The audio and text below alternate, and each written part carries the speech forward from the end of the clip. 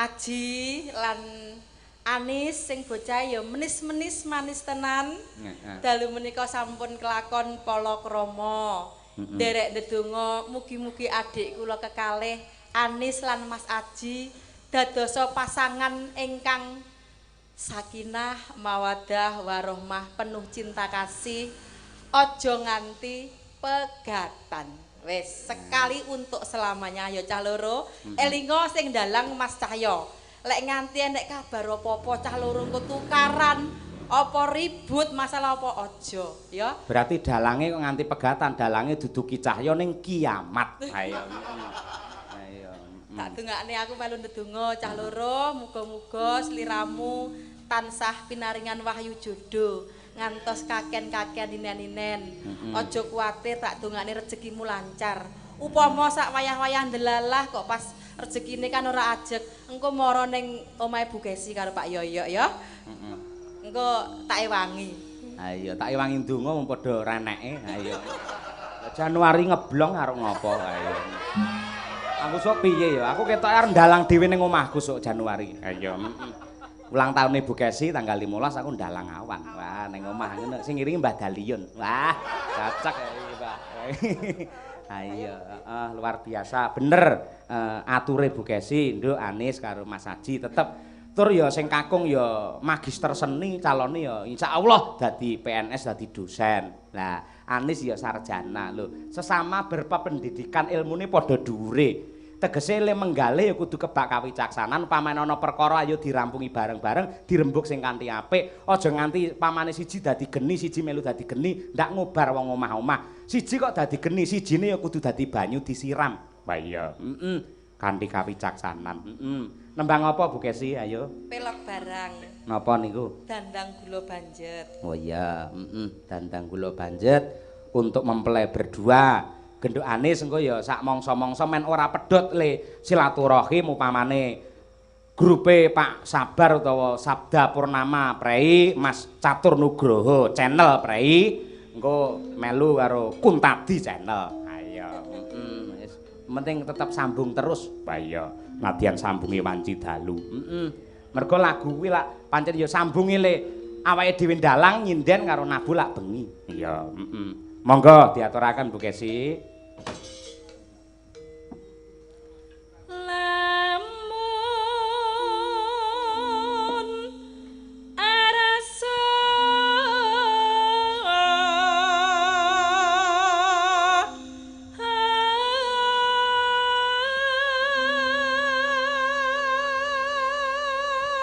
wayang pada malam hari ini disponsori oleh Baygon. Ayo lemute pirang-pirang. Ayo. Terus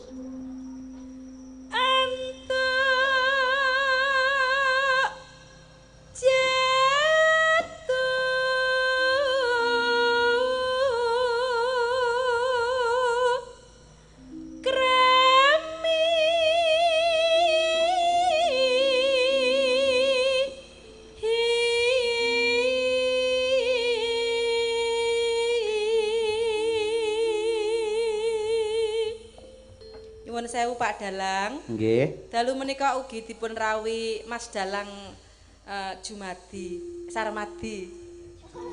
Sapa? Permadi ta? Nggih. Oh iya nggih. Permadi AE Trenggalek. Oh iya. Alhamdulillah. Iya, panjenengane wis dadi pelawak viral. Ayo, Angger metu mesti lucu. Wis to angger pentas nyumbang bawa mesti lucu lho. Gumunku selalu lho. Ayo. Nggo munggah. Lek nganti ra lucu kepruki wae. Ayo. Aja. Yo. Den prayekna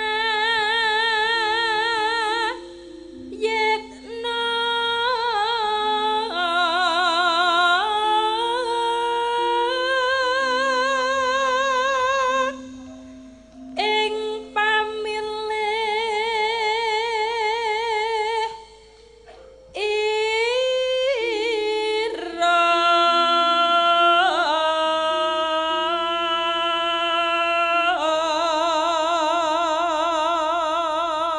yen gawange kelir ki ageme Pak Sabar ning yen wayange iki saka Jaten monggo dhewe malah wis tak aturke wiwit wingi nggo ngruwat Pak Daliun. Wah iya. Niki arang-arang metu wayang niki. Dadi udakara wis 5 taun niku medal nembe ping 8 niki. Merga pancen kula eman-eman kula le nyicil niku wiwit kula tasih SMKI ngantos sakniki anake wis 4. Nembe jangkep. Ha iya. Tak persembahkan untuk mempelai berdua Mas Aji karo si Anis ngono. Tegese ora tak persembahkan terus kok pek iki ora. Tegese iki digelar ngono tok. Kok pek ya aku ya hancur berkeping-keping ayo. Aja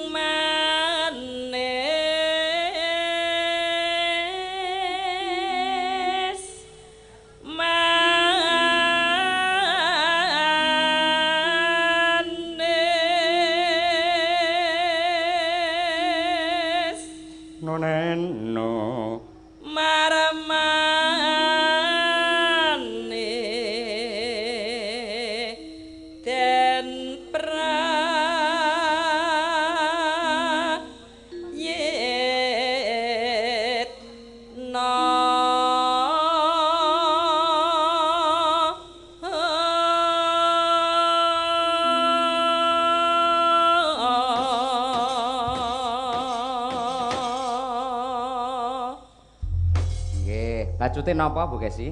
Sarung jagung. Oh nggih. Monggo, Bapak. Nah, iya.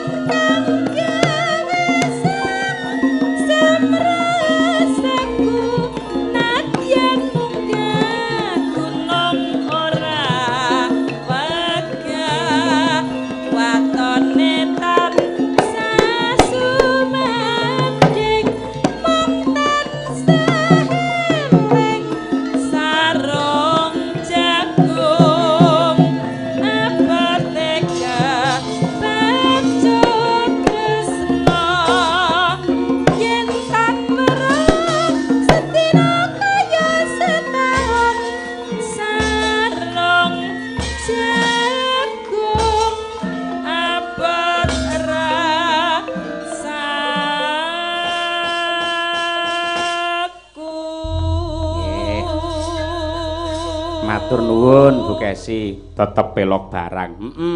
Nadan kaya ngapa lan kepiye aku rung marem yen rung krungu suarane manten wedok. Ha iya, Wis mbak kesel kaya apa, capek kaya apa, saya kaya apa, genduk anis kusuma ning rum. Ha, yo pinarak ning kene, pokoke kudu nembang amor karo sinden-sinden rene kok janji ora gelem kok tak barke wayange. Ha iya. Ini Nis, yo srepeki pelok barang, yo Mataraman, yo.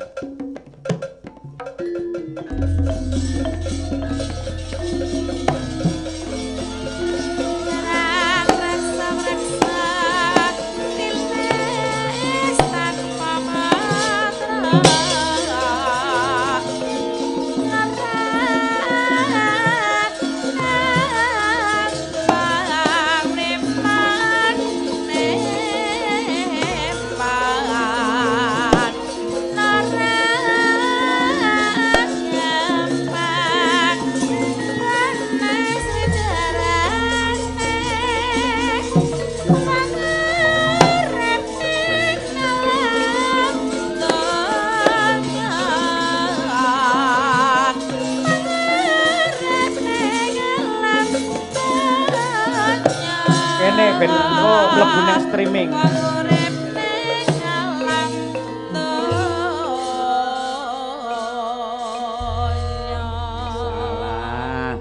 Sanggulan wis 3 dina ora dirucat ya ora kesel ngono, Nduk. Luar biasa nggih. Sugeng dalu manten.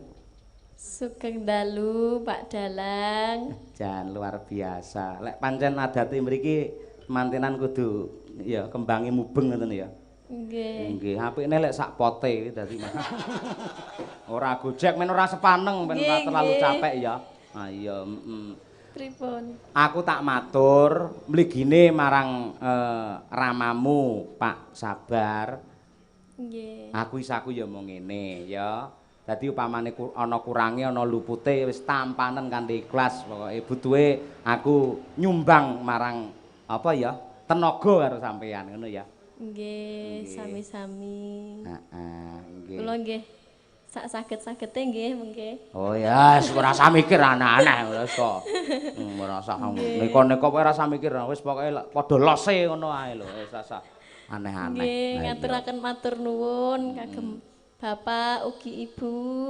Wah, kowe ngundang aku bapak malah. Aku ketok tuwek banget ora. Lah pripun? Mbok piye? Om. Hah? Om. Omplung malah ora ya. Ya sak karepmu ngono nduk, lek pancen nganggep aku bapak ya wis ora apa-apa, Nak. Ayo ngono. Nggih, Mbak Tuti, Mbak Lia matur nuwun, Nono, Umi matur nuwun. Iya, piye? Kabare piye? Pripun? Penak. Tegese anu kuwi lho dipasang nang nggen dekor lenggah ngono dihormati piyai akeh ngono lho, penak. Nggih, Pak. Penak ya? Nggih.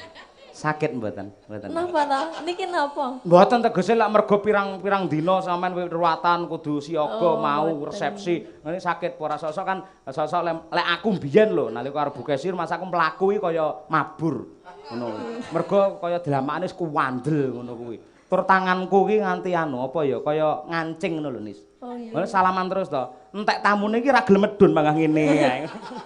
Ngono kuwi, heeh. Sing baku jenengan tetep menjadi keluarga yang tentrem, rahayu, wilujeng. Amin, ya. amin. Kebak barokah. Nggih, amin. Ngene iki nganti esuk ya dandan ngene, Nduk. Mboten. Genti maca India, nggo. Nembang osik raketang sak gebiaran. Syukur lek engko Masmu Mas Aji kersa ngendangi lah ngono kuwi. Saiki kaya statusmu ki lho makani rasa. Nah, ta. Statusmu lek seneng anggere kelenengan klasik lak makani rasa. Sesuk genti makani kutut ya ta. Wis men mantene tak ajar iki wae. Ora Nduk. Nembang apa Cahayu? Napa nggih? Wis merdika mawon nggih. Nonton request. Nono request Selendang Sutra terus. Selendang Sutra. Oke, wah bagus itu, luar biasa. Rumah saku ya grupku Madangkara Selendang Sutra sing nembang ora sampean hampa. Jenengane kuwi. Saiki wis ora tau metu, mergo ora tau tanggapan wisan dadi. Lah jenengan mboten ngejak kula dadi ra tau metu. Ayo sok tak jak neh ya. Wis aja kuwatir pokoke Mas Catur prei engko Pake prei wis pokoke nggih kangen-kangenan. Ora perlu joget siir. Wah iki ta. Saiki mergo wis ganti bang-bang wetan. Nah iya. Nah iya. Dibawani ya, Nduk. Nggih. Pelok barang nggih. Coba mantene sik cilik dadi manten. Ayo. Apa-apa. Ya. Rina wengi tansah eling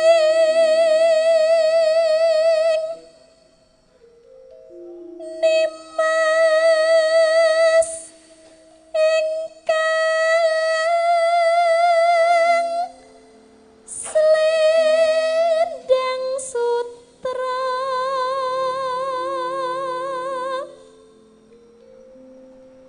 tansah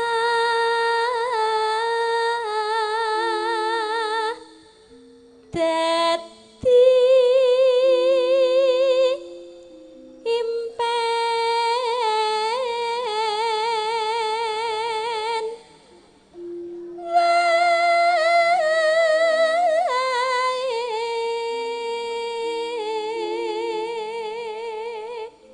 Lho, iki lho pahargyan ana dalemmu Nduk Anis. Sing kepareng kepareng rawuh secara langsung sing nyetriming lumantar Kuntadi Channel iki lebih dari 1000 orang. Alhamdulillah. Wong 1000 lek dilungguhke nang kene genah ngentekke Mboten jajan. sekap. Heeh, genah ra cukup. Ha iya.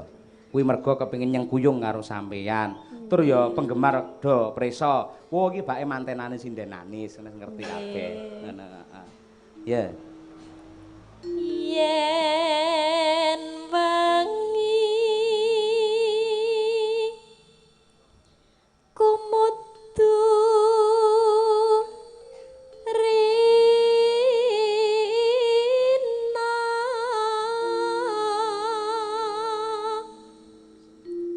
yen rina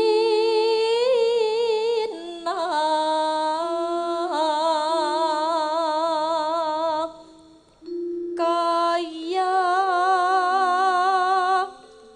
teka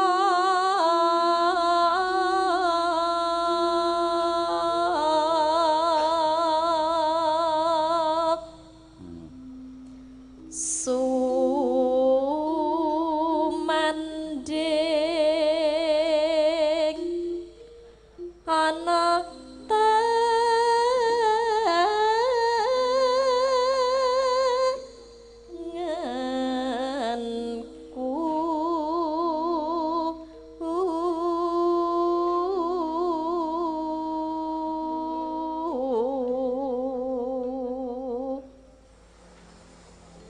aduh Nimas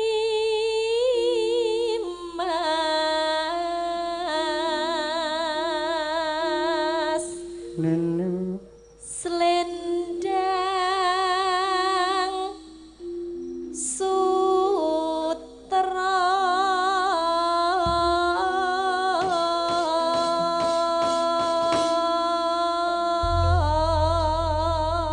Para lenggah nyuwun tepuk tangan untuk manten putri luar biasa. Elok tenan. Anis suarane iso kaya ngono. Ha iya ringik-ringik alus mirasa kaya bocahe pancen yo halus. Kaya ngono pokoke titip aku Mas Aji tresnanono tenan bocah kaya ngono kuwi ayune lahir batin aku wis apal model bocah ngono katuranggane apik. Wah iya. Amin. Ngono tenan ya. Kok gua bios nyapa to Nis? Suwuk, Pak. Kowe melu ngitungi amplop aja-aja rasah lho. Nek standby wae ning kene nganti gobios ora. Ha iya, heeh. Luar biasa. Pake sing mbunang asemane sapa iki? Pake. Pak Min. Pak Min. Nggih. Suatu saat nyuwun palilahmu ben melu Pak Cahyo ya. Oh nggih. Heeh, tak ngene dolop. Nah. Mergo guyune tulus. Lek guyu ki lahir batin ora kaya kancaku, guyu ayah. Iya. Ayo.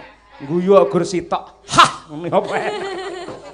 Nggih, matur nuwun rencang-rencang Madangkara. Iya. Sampun kersa nyengkuyung. Nggih. Nah, iya.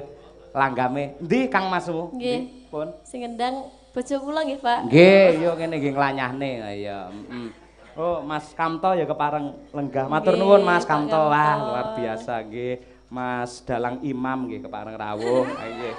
Luar biasa. Ayo, Mas Imam hebat.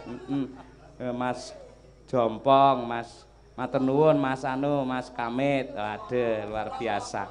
Heeh. Iya, Sulomo. Walah elok. Mas Lukis, terima kasih. Sapa iki? Mas Bagong. Oh iya wae, coba kaya ngene. Kuwi nang gong apa jenenge Bagong terus gong. Ayo coba.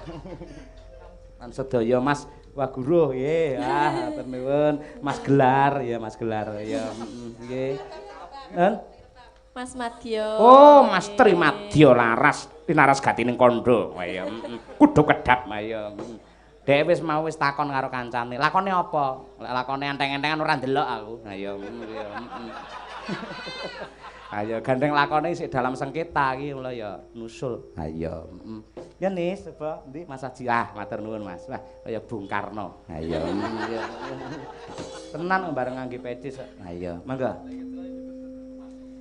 Sunaring wulan purnama tumama telenging samudra mimbui kuweclat lerap aku eling rikalate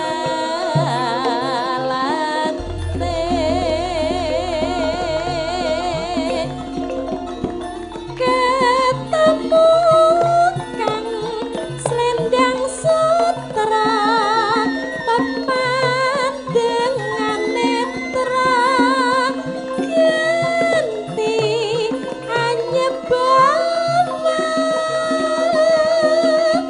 nulita hampirake durung gantuk lan karepe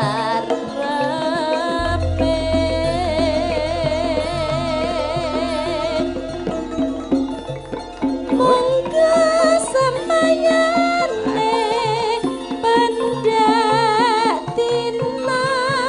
selapan suwene papane Tentang bojone dhewe ya kompak.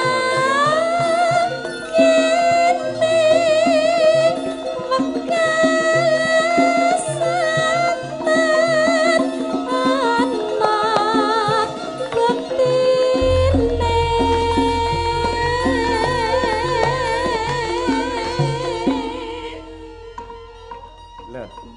Ngene iki lho Mbak Ani, sing jenenge adu semu ning ngene iki hebatnya karawitan ngoten niku. nggih Saka apa mau Rama rangkep terus di dadekke lomba meneh ngono sampean iso mengikuti wah itu luar biasa. Dadi sosok sesek sik engko alon-alon neh ngono kuwi ya ta.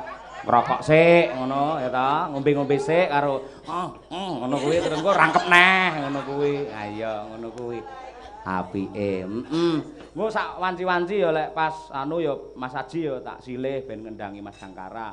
Mbok menawa Pak Heru umroh. Ha iya. amin amin Ngono ora ya luar biasa. Ayo, mangga ya. monggo kang minangka saksi alur kegulungan akasa lan bumi niwas kang slendang sutra aja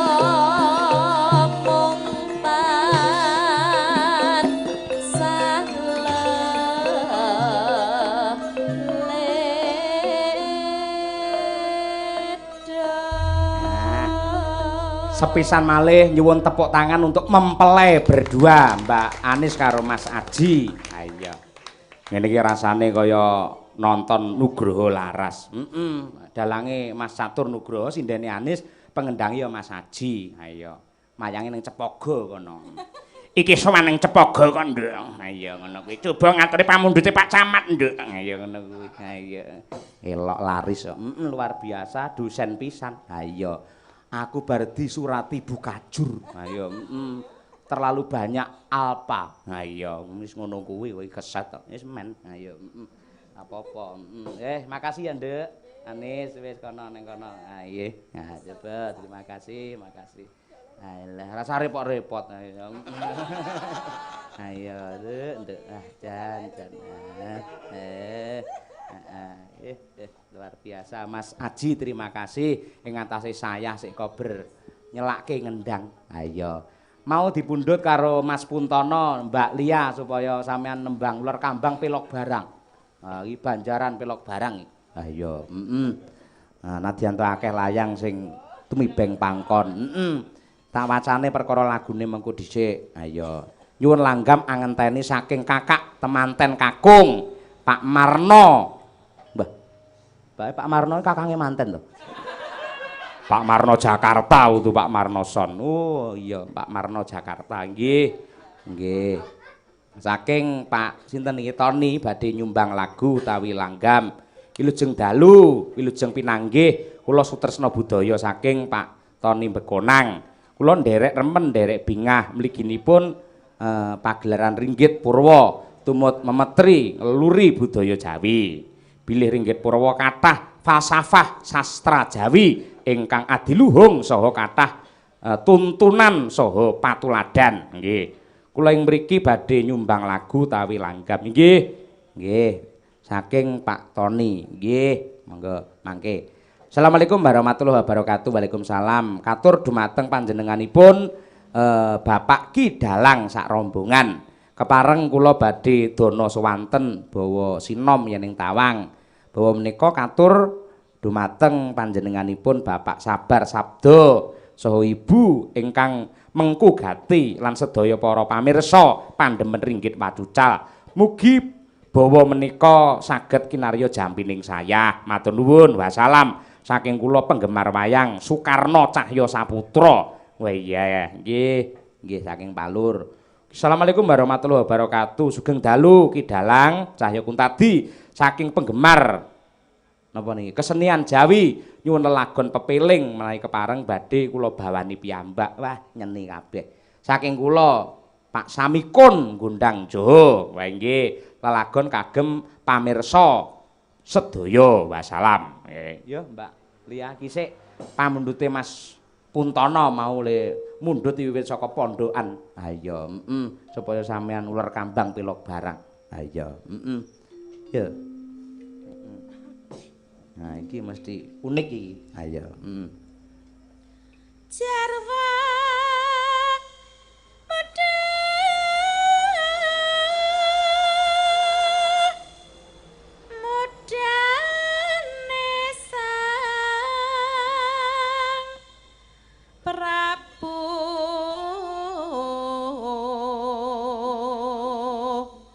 Kresna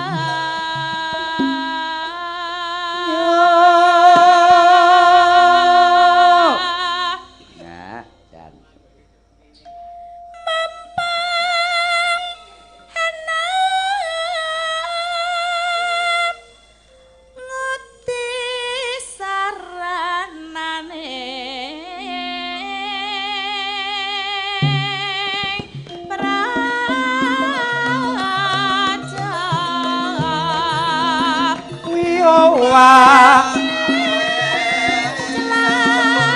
kuwi owahe oe owah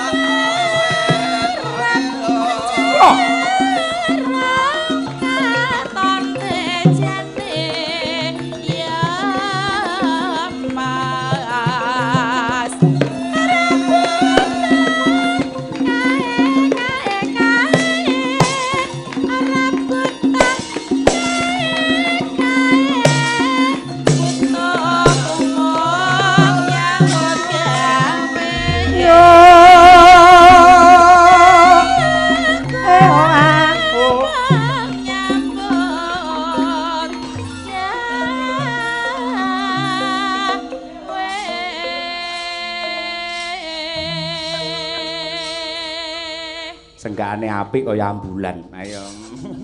Ya, terima kasih ning mirasa Mbak Lia luar biasa elok pancen ya sinden semu. Ayo, Nuwun sewu pancen ning anu YouTube wis mulai bribik-bribik duwe penggemar.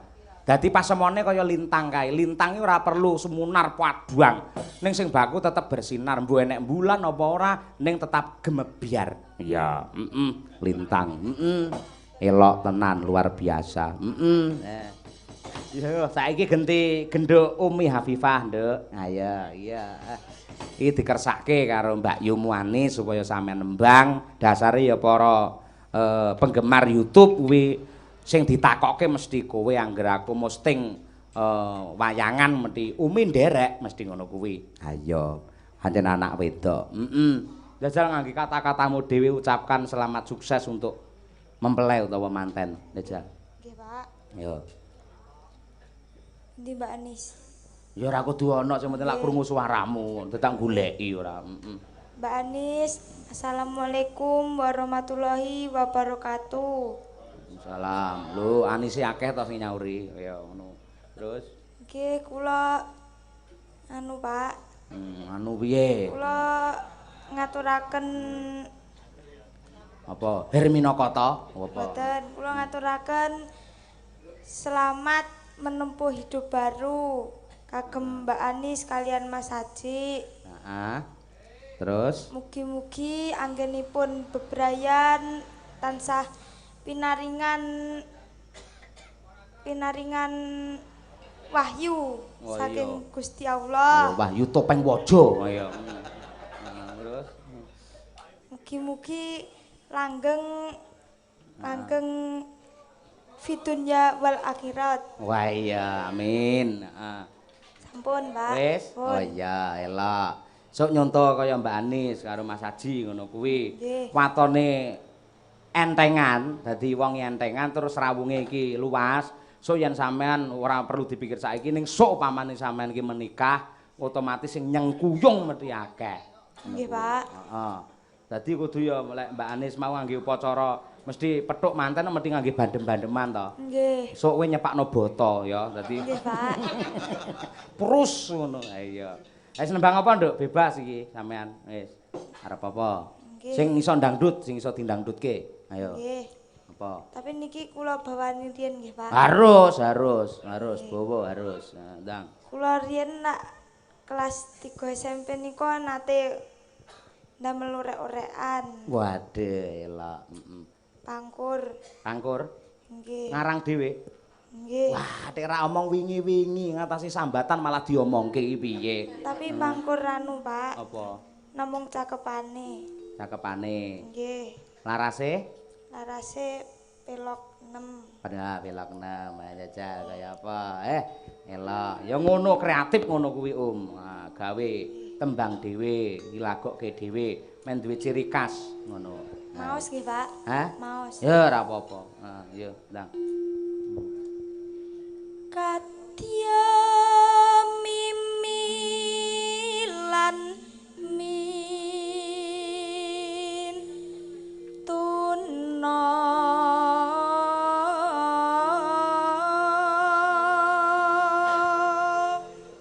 Lamu gawe kelas pira? Kelas 3 SMP, Pak. Lah kelas 3 gawene kok wis mimilan mintuna. Kuwi ya babakan wong omah-omah lho kuwi. Ngono to? Nggih, Pak. Oh, mbok aja sing ngono kuwi. Sing pas iki apa no. 1 tambah 1 sama dengan 2, apa piye ngono. Wis ben wong iki karya aja dipaido. Heeh. Apik, diapresiasi. Iya. Terus kanggo jangkep kewajiban agami.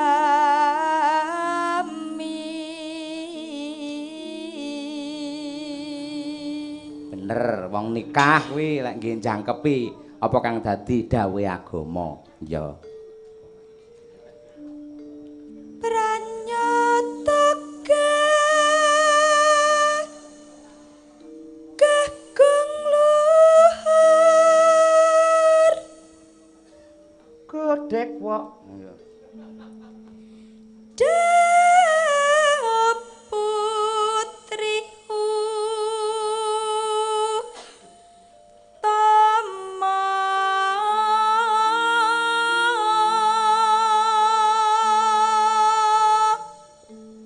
Nenu Mas Aji klawan Mbak Anis asmanipun.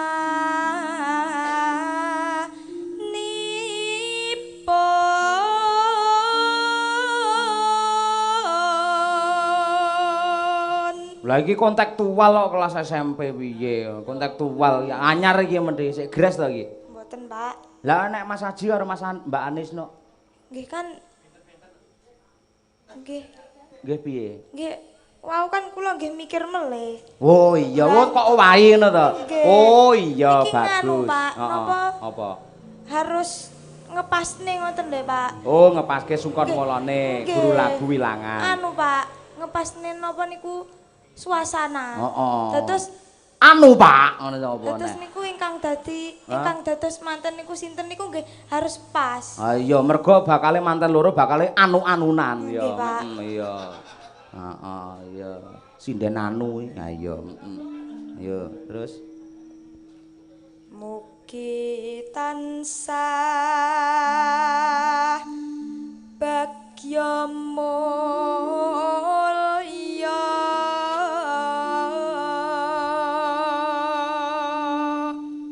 anu-anu ayo. ing donya tumekeng